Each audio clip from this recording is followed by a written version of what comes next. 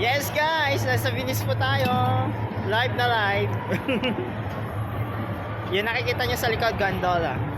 Gondola. Yan. Gondola. That's gondola. Ganda. Ito yung mga gustong gusto ko. Exciting. Exciting kasi muntik na namin So, I'm with my very handsome pamangkin. There, over there. Nagmana pa sa gwapong tito. Ang ganda guys, no? Sa restaurant. Oo, yan. Ay, hindi natin niya maiikot. Ikot. Mababaw ata doon. Ikutin natin yan. Dito, hanggang dito lang. Mababaw yun. Sobra. Yan, guys. Ano yung mapapangay natin? Yan, may floating restaurant sa likod namin. Yan, charot.